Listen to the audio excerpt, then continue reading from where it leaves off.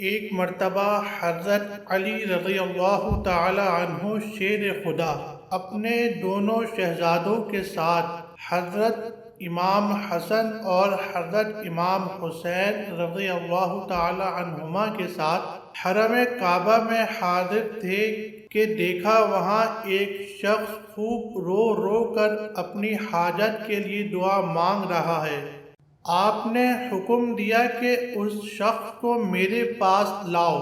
یہ جو شخص تھا اس کی ایک کروٹ فالج زدہ تھی، لہٰذا یہ زمین پر گھسٹتا ہوا حاضر ہوا۔ آپ نے اس کا واقعہ دریافت فرمایا تو اس نے عرض کی، میں گناہوں کے معاملے میں نہایت بے باک تھا۔ میرے والد محترم جو کہ ایک نیک و صالح مسلمان تھے، مجھے بار بار ٹوکتے اور گناہوں سے روکتے تھے۔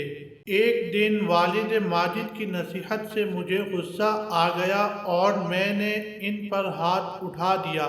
میری مار کھا کر وہ رنج و غم میں ڈوبے ہوئے حرم کعبہ میں آئے اور انہوں نے میرے لیے بددعا کر دی۔ اس بددعا کے اثر سے اچانک میری ایک کروٹ پر فالج کا حملہ ہو گیا اور میں زمین پر گھسٹ کر چلنے لگا۔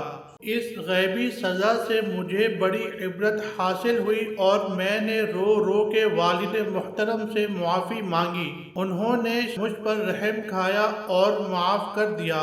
پھر فرمایا، بیٹا چل، میں نے جہاں تیرے لیے بددعا کی تھی وہیں اب تیرے لیے صحت کی دعا مانگوں گا۔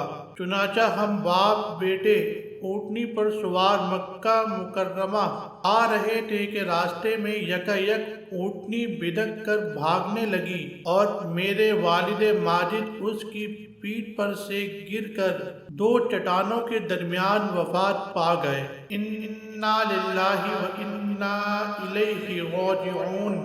اب میں اکیلا ہی حرم کعبہ میں حاضر ہو کر دن رات رو رو کر خدا تعالی سے اپنی تندرستی کے لیے دعا مانگتا رہتا ہوں۔ حضرت علی رضی اللہ تعالی عنہ کو اس کی داستان عبرت سن کر اس پر بڑا رحم آیا اور فرمایا، اے شخص، اگر واقعی تمہارے والد صاحب تم سے راضی ہو گئے تھے تو اطمینان رکھو، انشاءاللہ سب بہتر ہو جائے گا۔ پھر آپ نے چند رکعت نماز پڑھ کر اس کے لیے دعائے صحت کی، پھر فرمایا، قم، یعنی کھڑا ہو۔ یہ سنتے ہی وہ بلا تکلف اٹھ کر کھڑا ہو گیا اور چلنے پھرنے لگا۔ کیوں نہ مشکل کشا کہوں تم کو، تم نے بگڑی میری بنائی ہے۔